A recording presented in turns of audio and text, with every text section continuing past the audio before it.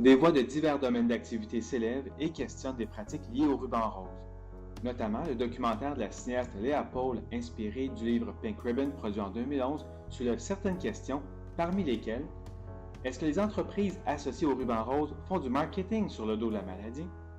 Comment ruban rose peut s'associer à des entreprises fabriquant des produits avec des composantes cancérigènes?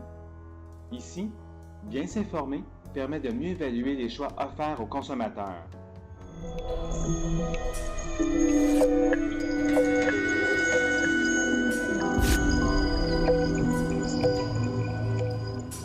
Avec le mois d'octobre vient le mois officiel de la lutte au cancer du sein. Les produits marqués du ruban rose se multiplient. C'est la façon d'indiquer qu'une entreprise s'engage pour soutenir une cause à reverser une partie des profits générés par la vente de tel ou tel produit. À première vue, tout le monde y gagne. L'entreprise, tout en faisant œuvre utile, fait ressortir son côté philanthropique et humanitaire, ce qui est bon pour son image. Quant à nous consommateurs, on nous propose de faire d'une pierre deux coups, acheter un produit qui nous intéresse, tout en finançant la recherche sur le cancer du sein. On parle en général de ce fameux ruban rose comme un des plus grands succès qui soit en matière de marketing de cause. Il a vu le jour en 1992 aux États-Unis et les organismes Voix à la lutte au cancer du sein l'ont adopté un peu partout en Amérique du Nord. C'est le cas ici de la Fondation du cancer du sein du Québec.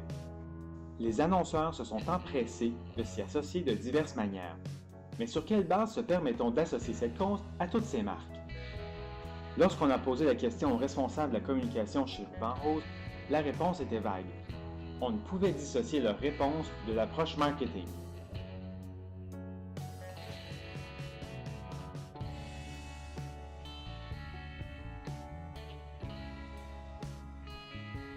Juste à la fin du courriel, on retrouve le mot éthique entouré de mystère.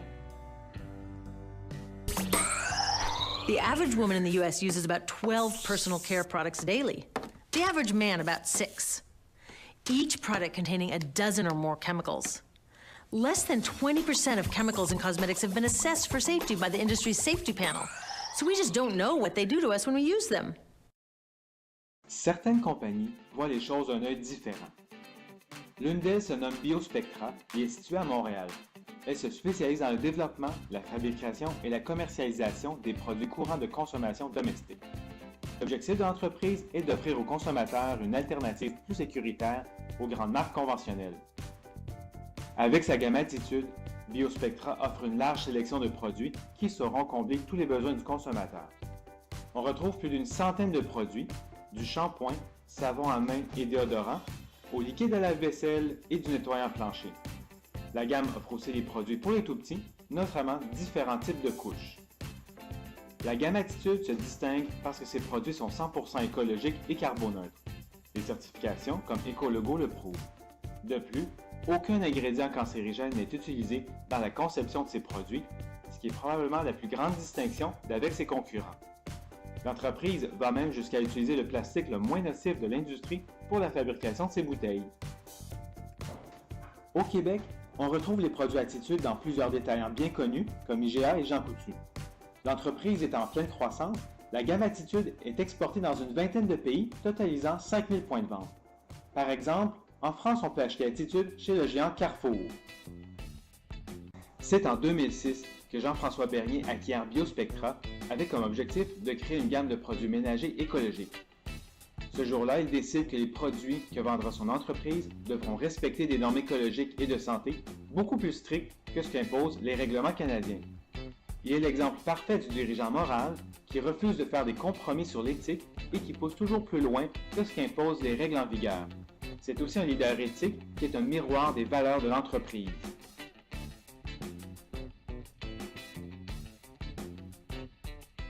Ecologo est une tierce partie qui évalue les produits et services de différentes entreprises sollicitant une certification.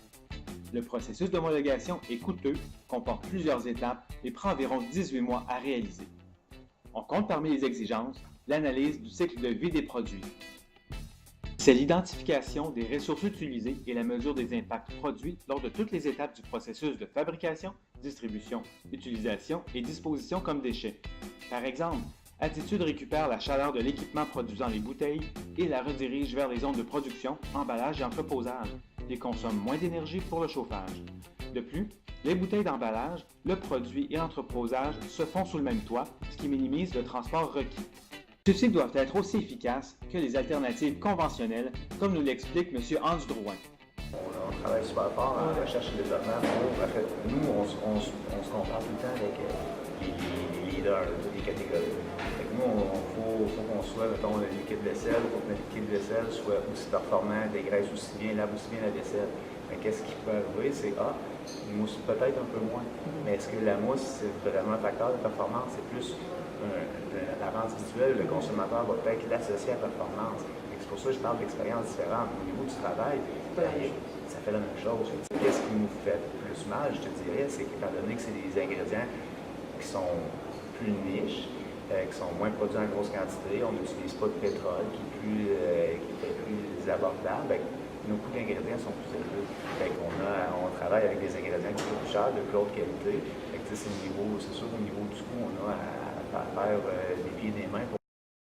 Les normes écologos sont spécialisées par champ d'activité, par exemple pour les soins corporels, les nettoyants domestiques, les cartouches d'imprimante ou les combustibles en gel. Cette certification vient à orienter le développement de produits pour l'entreprise et pour le consommateur, elle garantit que les produits respectent les normes environnementales les plus strictes vérifiées par une tierce partie. Mais qu'en est-il des produits cancérigènes? Nous, en fait, on dit qu'on est sans 1,4-dioxane puis oxyde d'éthylène, puis c'est deux produits qui sont reconnus comme étant cancérigènes. Qu'est-ce que le 1,4-dioxane? Plus de 22% des 25 000 produits cosmétiques sur le marché en contiennent. Des shampoings, lotions pour le corps, revitalisants, etc. Il ne figure pas dans la liste d'ingrédients car c'est un contaminant qui est créé lorsque d'autres ingrédients communs sont mélangés ensemble. Il fait partie des ingrédients dont l'utilisation est interdite par Santé Canada. Les gouvernements à travers le monde interdisent l'utilisation de ces ingrédients-là dans les produits. En effet, différentes organisations reconnues mondialement indiquent, sous diverses formulations, que cette substance a une grande possibilité d'être cancérigène. Plusieurs études sur des souris ainsi que des observations sur des humains ont permis aux scientifiques de venir à des conclusions sur les risques pour la santé humaine. C'est une contamination de masse qui est légalement tolérée. C'est ça que c'est.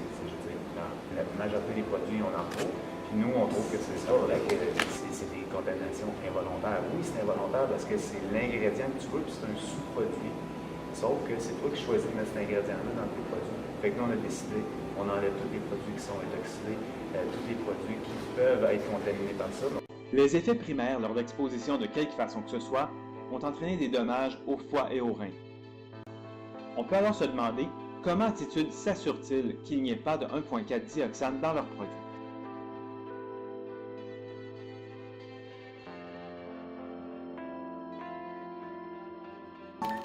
Évaluons maintenant la performance des produits Attitude à l'aide de la base de données SkinDeep de Environmental Working Group.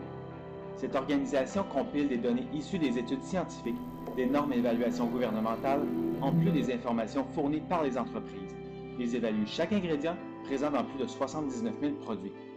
Nous comparerons deux produits Attitude, un gel douche et un revitalisant, avec des équivalents de compagnies qui se sont associés à la campagne Ruban Rose. Le gel douche Dove obtient une cote globale de 5, risque modéré, se déclinant sous divers aspects à droite de l'écran. À noter, certains ingrédients ont une cote de 8, risque élevé. Le gel douche Attitude a une cote 4, risque modéré, mais aucun risque relié au cancer. Cependant, un ingrédient a la cote 8, risque élevé, les fragrances. Pourquoi cette cote si élevée, alors que les autres ingrédients ont des cotes se situant entre 0 et 3, risque faible? Du côté des revitalisants, celui offert par Paul Mitchell obtient une cote 5, risque modéré. Plusieurs ingrédients ont une cote de 7 et 8, soit un risque élevé. Le produit Attitude est évalué à 2, faible risque, aucun risque relié au cancer. Les ingrédients ne dépassent pas la cote 4. Évaluer les ingrédients fait une grande différence. Lorsqu'on revient à la responsabilité sociale des entreprises, est-ce qu'être champion dans un domaine, le financement de la recherche, égale ou équivaut à un engagement dans plusieurs facettes de la vie d'une entreprise? Si le consommateur veut lutter efficacement contre le cancer du sein, devrait-il acheter un produit Attitude ou un produit Ruban Rose?